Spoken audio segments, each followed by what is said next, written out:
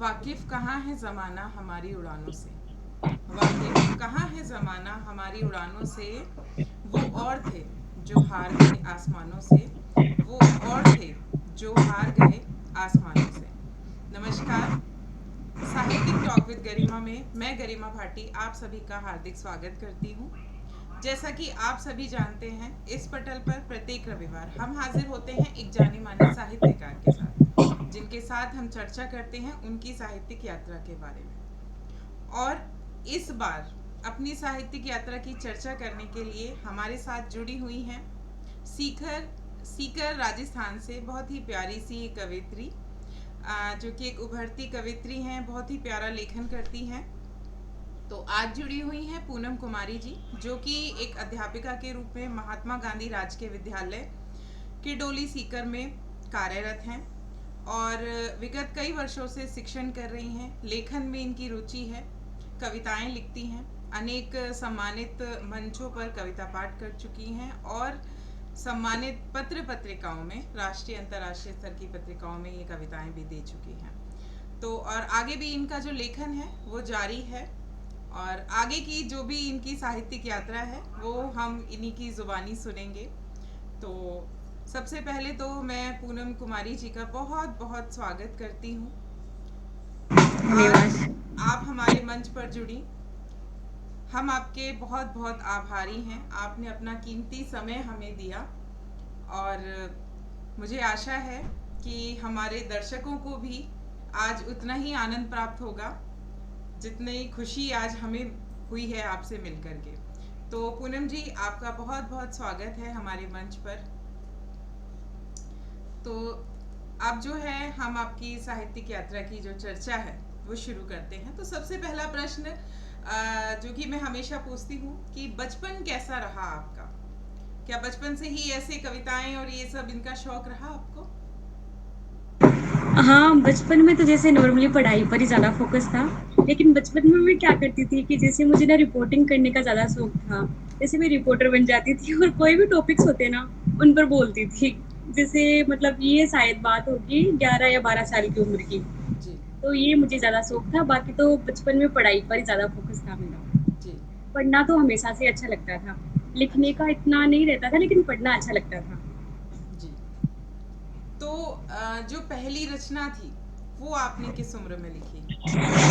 पहली रचना मैंने जैसे मैं बारहवीं में पोस्टेड थी तब मैंने लिखी। जो बच्चे थे उनका इतना लगाव था, तो उस लगाव के कारण वो मैंने सेल्फ क्रिएट करी। जैसे उसका नाम था भला इतने प्यारे बच्चों से किसे लगाव नहीं होगा।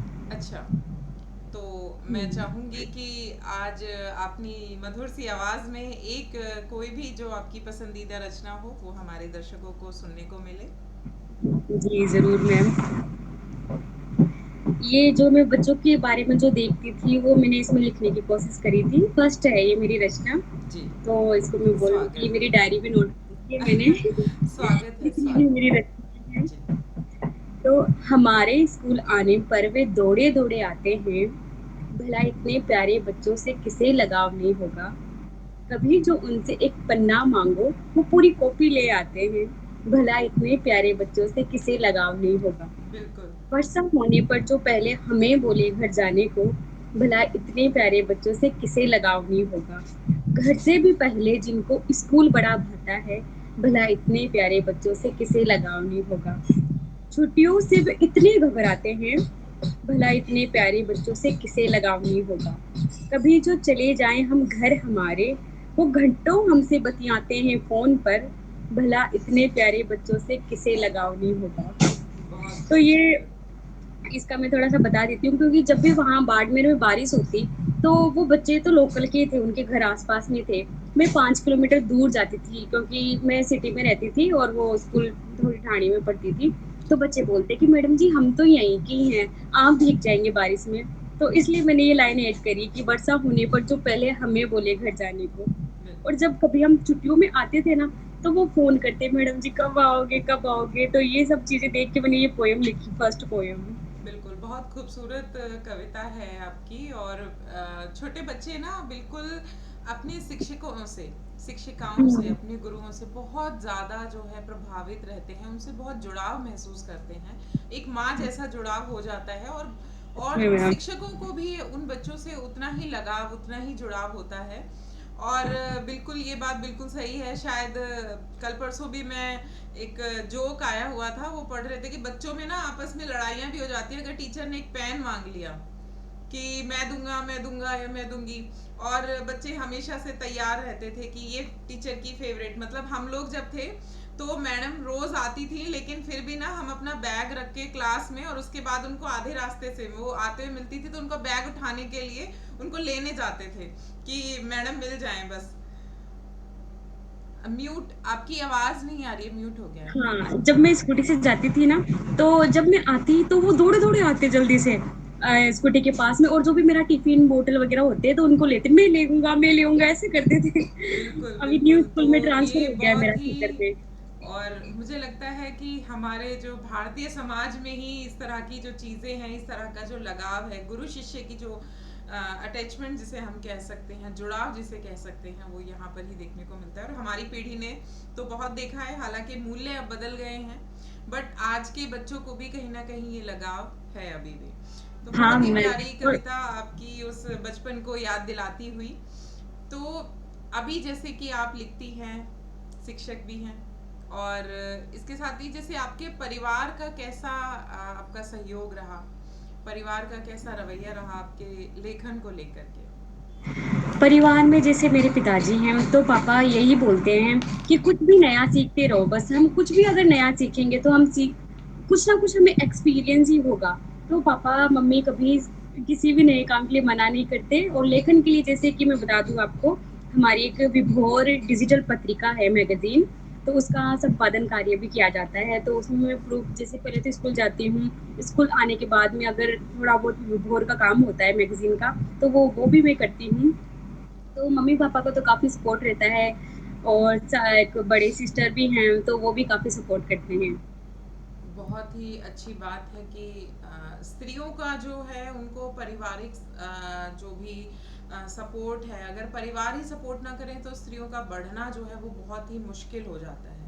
और बहुत खुशकिस्मत होती हैं वो स्त्रियां, वो बेटियां जिनको परिवार का सहयोग मिलता है, और उस सहयोग के बाद वो और जो है नई ऊंचाइयों को छू सकती हैं। तो समय बदल रहा है, पुरानी जैसी जो चीज़ें हैं वो नहीं रही हैं, लेकिन फिर भी बहुत अच्छा लगता है ऐसी उभरती कवित्रियों से सुन करके कि उनके परिवार जो है उनको पूरा सहयोग करते हैं। तो जैसे कि आप शिक्षिका हैं, तो शिक्षिका होने पर मैं समझ सकती हूँ, मैं भी एक शिक्षिका हूँ। पूरी एनर्जी जिसे हम कह सकते हैं, पूरी ऊर्जा हमें अपने शिक्षण में देनी होती है, समय हमें शिक्षण में देना होता है, और फिर थोड़ी बहुत पारिवारिक जिम्मेदारियां भी होती हैं। तो इन सब चीज़ों के बावजूद आप लेखन जो है वो कैसे मैनेज कर पाती हैं, कैसे लिख पाती हैं, समय कैसे निकाल पाती हैं? लेखन का काम तो मैं जैसे वीकली संडे के दिन करती हूँ। पहले डेली का मेरा रूटीन ये होता है कि जैसे स्कूल से आ गए, रेस्ट कर लिया, फिर थोड़े से घर के काम में हेल्प कर दी। फिर उसके बाद में रात का जो टाइम होता है, एकदम शांति का टाइम होता है, तो उस टाइम पे मैं पढ़ना अच्छा लगता है। जैसे कि अभी एक बुक चल रही है, don't sweet the small stuff, एक कार्ल रिचर्ड सन की है, एक रोबिन शर्मा की थी, वो जो हाल ही में पढ़ी थी। तो ये चीज़ें जब मैं फ्री होती हूँ रात को तब पढ़ती हूँ। बहुत पढ़ने का ज़्यादा रहता है, और लेखन का कार्य संडे, सैटरडे के दिन होता है। बिल्कुल, ये बहुत अच्छी बात है, और मुझे लगता है अच्छा लिखने के लिए अच्छा पढ़ना बहुत ज़रूरी है। जी तो मैम, बिल्कुल। वो काम आप बहुत बेहतरी से कर रही हैं, और हमारी शुभकामनाएं बिल्कुल आपके साथ हैं कि आप ऐसे ही आगे पढ़ती भी रहें और अच्छा अच्छा लिखती रहें। तो आप, जैसे कि आपको परिवार ने भी सहयोग दिया, शिक्षिका भी हैं, बच्चों को देखकर आप प्रभावित होती हैं, तो ये लेखन की प्रेरणा जो है वो कैसे मिली आपको, आप लेखन में कैसे आई? हाँ, इसके लिए एक इंटरेस्टिंग सा पॉइंट ये है कि जब मैं 12th क्लास में थी, तो एक पोएम थी, माई मदर एट 66, कमला दास की थी वो पोएम। तो वो पोएम इतनी ज़्यादा इमोशनल पोएम थी कि मैं उससे बहुत ज़्यादा प्रभावित हुई। तो उस टाइम हमारी एक मैम पढ़ा रही थी, बहुत अच्छे तरीके से उन्होंने डिफ़ाइन किया उस चीज़ को, तो हमें ज़्यादा अच्छे तरीके से समझ में आई वो। तो उस पोएम को सुनते हुए मैंने सोचा कि जब ये लेडीज़ लिख सकते हैं, कमला दास लिख सकते हैं कोई पोएम इतनी अच्छी, तो हम क्यों नहीं लिख सकते? उस टाइम मैंने पहली बार सोचा कि मैं कोई पोएम लिखूँगी अपनी, सेल्फ क्रिएट करूँगी। बहुत अच्छी बात है कि आप जो है ये सब सोच पाई, और इतनी गहराई से आपने कमला दास जी की एक कविता को, उनके लेखन को इतना गंभीरता से लिया। और लेखन जो है, अगर उसको गंभीरता से लिया जाए तो जीवन में जो है बदलाव ये ज़रूर लाता है। और हमें आज के समय में ऐसे ही बदलाव की जो है वो ज़रूरत है अपनी नई पीढ़ी के लिए। तो आपके कोई फेवरेट जो लेखक हैं, आपके पसंदीदा लेखक, राइटर जो भी हैं, वो बताइए। जी मैम, जैसे कि मैं शिक्षा से जुड़ी हूँ, तो मुझे गीजूभाई भदेगा जी की बहुत सारी उनके लेखन, उनकी पुस्तकें पसंद हैं। इसके अलावा मुझे कविता में अटल बिहारी वाजपेयी जी की एक कविता पसंद है, जो कि मैं जब भी मैं थोड़ा-सा कुछ ऐसे डीमोटिवेट सा फ़ील करती हूँ, तब मैं उसे गाती हूँ। सुनाऊँ आपको? हाँ, स्वागत है, बिल्कुल, बिल्कुल।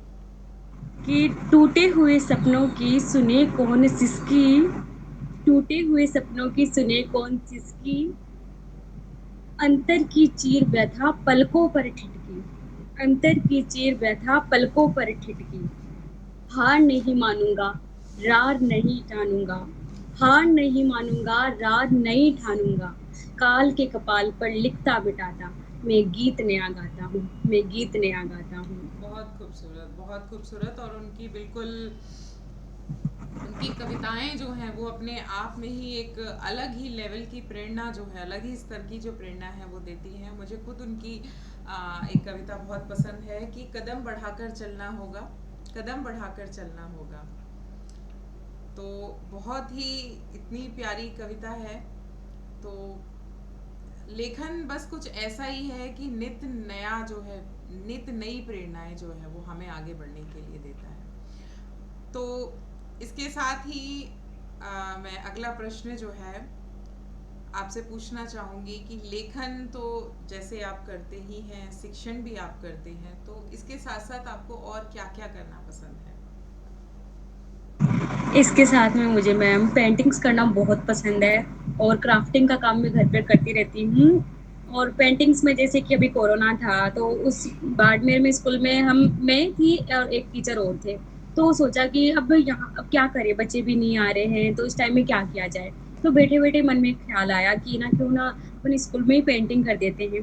तब मैंने उस टाइम पहली बार वॉल पेंटिंग करी और अच्छी करी सच में, मतलब इतनी बुरी भी नहीं लगी वो पेंटिंग्स। पेंटिंग्स का तो शौक वैसे ही था, लेकिन वॉल पेंटिंग वहाँ पहली बार करी। उसके बाद में जैसे घर पर क्राफ्टिंग करना, ये भी ग्लास पेंटिंग करना, गार्डनिंग करना, पढ़ना अच्छा लगता है। बहुत अच्छी बात है। पेंटिंग जो है वो एक अलग ही जो है अलग ही लेवल की बौद्धिकता है, और रंगों से खेलना कोई आसान काम नहीं है।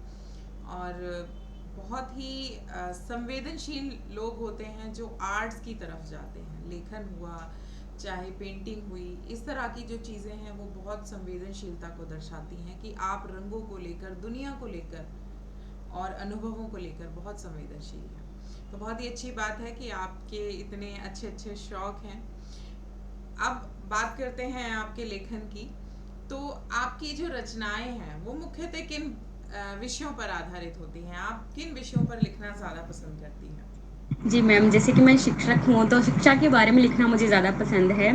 जैसे बाड़मेर में एक फाउंडेशन था, अजीम प्रेमजी फाउंडेशन, तो वहाँ हम हर सैटरडे संडे को जैसे कोई वेबिनार वगैरह हेल्ड होती रहती थी, तो उसके अंदर मेरी जो भी नवाचार किए होते थे शिक्षा के अंदर, वो मैं बाकी टीचर्स के साथ में शेयर करती। जी। और एक ऑफलाइन भी हुआ था, जी। डिस्ट्रिक्ट लेवल पर हुआ था सेमिनार, तो उसके अंदर भी मेरा एक लेखन था शिक्षण में नवाचार, तो नवाचार के बारे में ज़्यादा लिखा। इसके बाद में मुझे साइकोलॉजी में ज़्यादा इंटरेस्ट है, इसके बारे में इस पर भी लिखती रहती हूँ। और सकारात्मकता, पॉजिटिविटी, इस पर भी बिल्कुल, लिखना बहुत ज़्यादा पसंद है। बिल्कुल। और मुझे लगता है कि सकारात्मकता पर हमें हमेशा ध्यान देना चाहिए, चाहे हम अपने लेखन में हैं, चाहे हमारी जीवन शैली है। तुम तो जी पहले ही इतना सब लिखा हुआ है और पहले ही इतना भरा हुआ है ज़िंदगी में, तो उस पर और क्यों लिखना?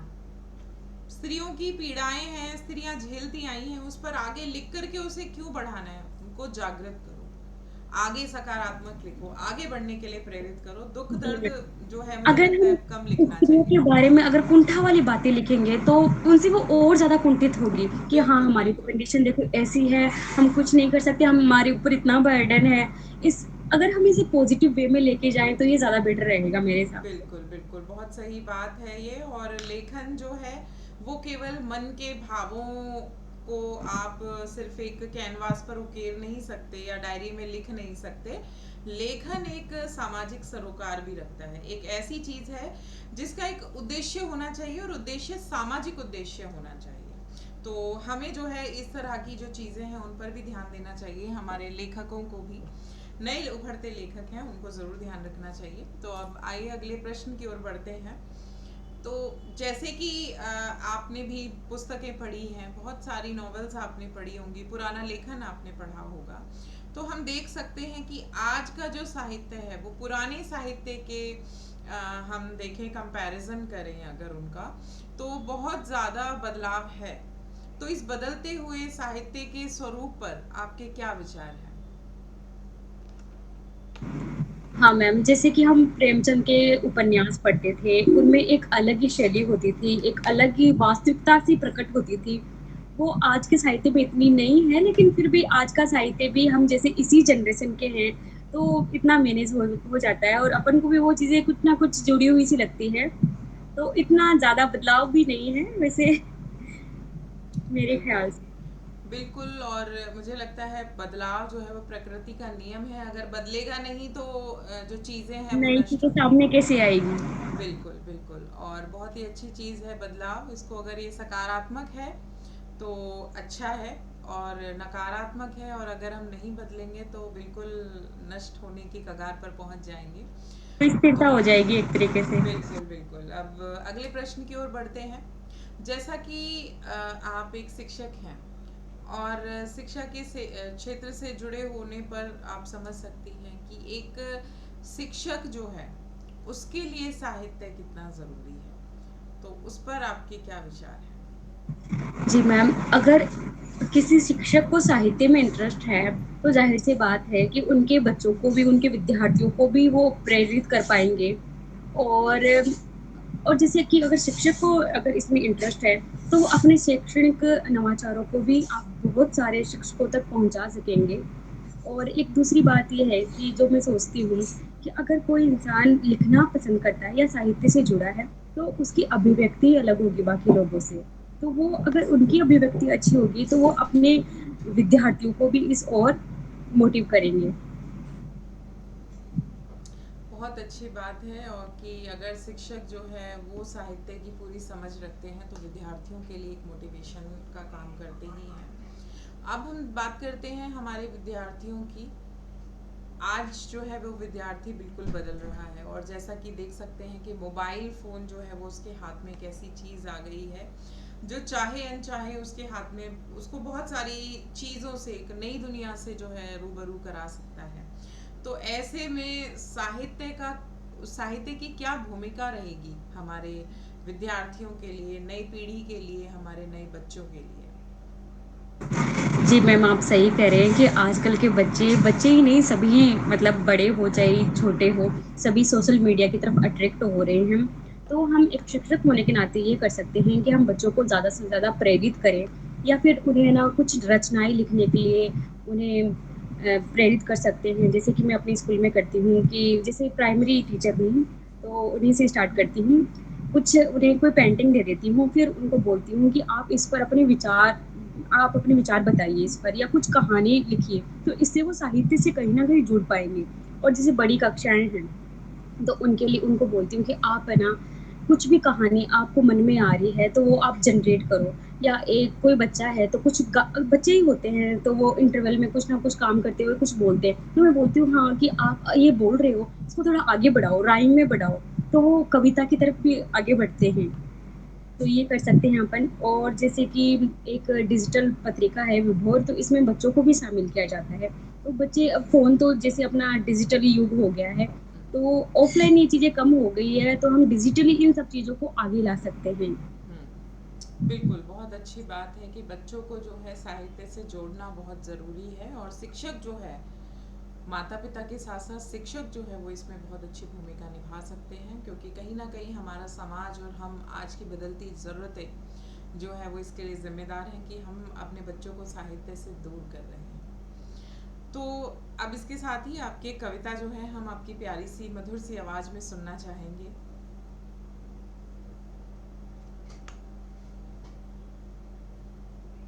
आप कोई भी एक कविता आप सुना दीजिए।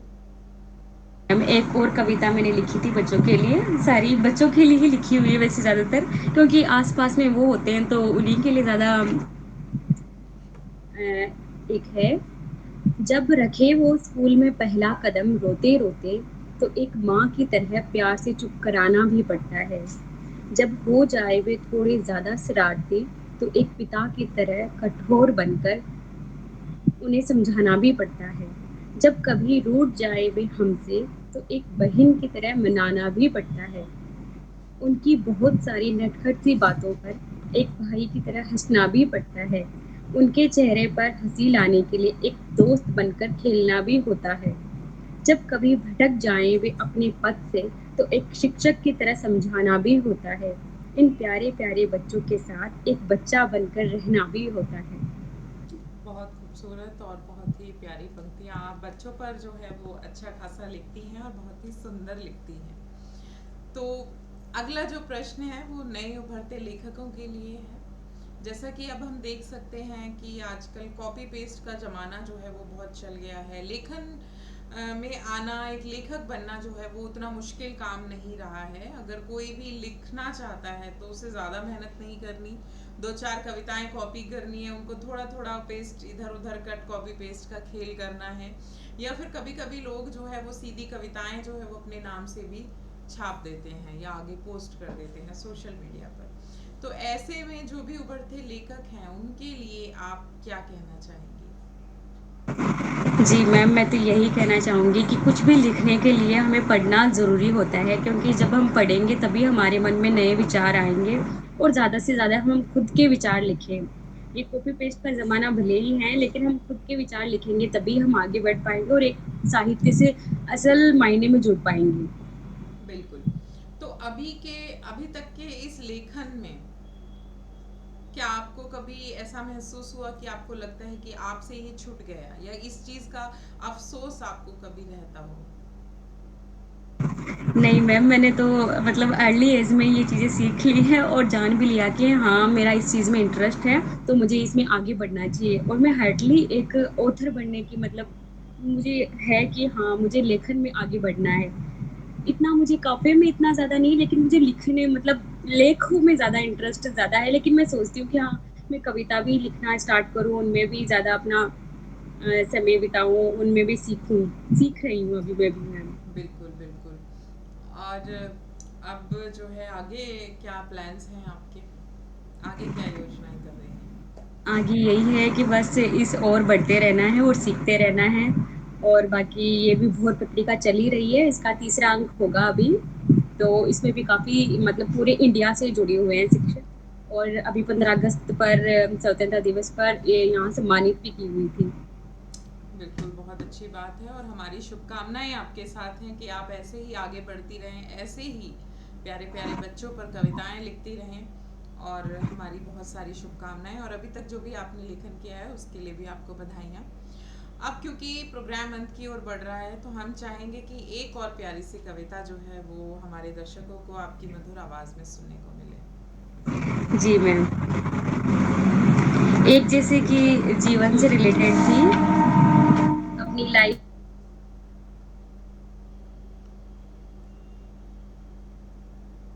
म्यूट हो गए हैं। हाँ, कुछ सफलता के बारे में है कि सुनो, अगर है किसी को यकीन कि वक़्त बेवक़्त तुम काम आओगे उनके, अगर आ जाती है तुम्हें देखकर किसी के चेहरे पर मुस्कान,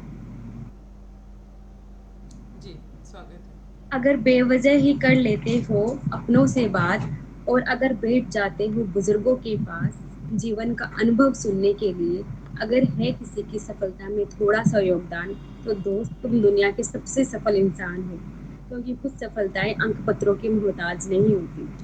बहुत खूबसूरत आप लिखती हैं और बिल्कुल प्रेरणादायक लिखती हैं, मोटिवेशनल लिखती हैं और हमारी शुभकामनाएं हैं कि आगे भी आप इसी तरीके से लिखती रहें, ऐसे ही प्यारा प्यारा इतना सकारात्मक लिखती रहें। तो क्योंकि ये कार्यक्रम अंत की ओर बढ़ रहा है और जैसा कि हम हमेशा हमारे जो भी साहित्यकार हमारे साथ जुड़े होते हैं, जो भी नए लेखक हमारे साथ जुड़े होते हैं, उनसे हम चाहते हैं कि हमारे व्यूअर्स के लिए, जो भी दर्शक इस समय आपको देख सुन रहे हैं, उनके लिए दो शब्द भी आप कहें। उनके लिए मैं बस यही कहना चाहती हूँ कि जो भी आपने यात्रा शुरू की है, उसे आगे बढ़ाते रहें, सीखते रहें, पढ़ते रहें और लिखते रहें बस। बिल्कुल, बहुत अच्छी बात है कि इसी तरह से जो है वो सब जुड़े रहें लोग और साहित्य जो है उससे जोड़ने के लिए हमारी एक छोटी सी पहल है और मुझे लगता है कि अगर एक व्यक्ति भी इस छोटी सी पहल से अपने जीवन में बदलाव महसूस कर सकता है तो हमारी ये जो पहल है वो बिल्कुल सफल हो जाएगी। आगे भी हम आगे इसी तरह से जो भी नए नए लेखक हैं, उभरते लेखक हैं, जो भी साहित्यकार हैं, उन सबको भी आगे ऐसे ही लाते रहेंगे। और मैं यहाँ पर आज पूनम चंदेलिया जी का हमारे मंच की ओर से बहुत बहुत हार्दिक आभार प्रकट करती हूँ कि आज आपने अपना इतना कीमती समय हमें दिया, हमारे साथ जुड़े और अपनी साहित्यिक यात्रा की चर्चा जो है वो हमारे साथ की। इसके लिए हम और हमारा मंच बहुत बहुत आभारी है। आशा है आप ऐसे ही लिखते रहेंगे और लेखन को और समृद्ध करते रहेंगे, साहित्य को और समृद्ध करते रहेंगे और लोगों के जीवन में बदलाव लाते रहेंगे। अब समय आ गया है विदा लेने का, अगले रविवार तक के लिए, जहां हम फिर से हाजिर होंगे एक जाने माने साहित्यकार के साथ, जिनके साथ हम चर्चा करेंगे उनकी साहित्यिक यात्रा के बारे में। और आपको हमारा प्रोग्राम कैसा लगा और पूनम बहुत जी का जो उनकी जो साहित्यिक यात्रा है उसकी चर्चा आपको कैसी लगी, कृपया करके कमेंट में ज़रूर बताइएगा। अब हम विदा लेते हैं। दो पंक्तियां कहना चाहूंगी कि वो खुद ही नाप लेते हैं बुलंदी आसमानों की, वो खुद ही नाप लेते हैं बुलंदी आसमानों की, परिंदों को नहीं तालीम दी जाती उड़ानों की, और महकना और महकाना तो काम है खुशबू का, महकना और महकाना तो काम है खुशबू का, खुशबू नहीं मोहताज होती कदरदानों की, खुशबू नहीं महताज होती कदरदानों की। पूनम जी, आज अच्छा, आपसे मिलकर हमें बहुत अच्छा लगा। हमें हमें भी आपकी बहुत अच्छा लगा कविताएं ये। और आपकी साहित्यिक यात्रा जो है उसके बारे में जान करके बहुत आनंद प्राप्त हुआ। हम इसके लिए बहुत बहुत आभारी हैं। अब हम विदा लेते हैं सभी व्यूअर्स से, सभी दर्शकों से और पूनम जी से विदा लेते हैं अगले रविवार तक के लिए, जहां हम फिर से हाजिर होंगे एक जाने माने साहित्यकार के साथ, जिनके साथ हम चर्चा करेंगे उनकी साहित्यिक यात्रा के बारे में। तो तब तक के लिए सभी स्वस्थ रहें, मस्त रहें। धन्यवाद।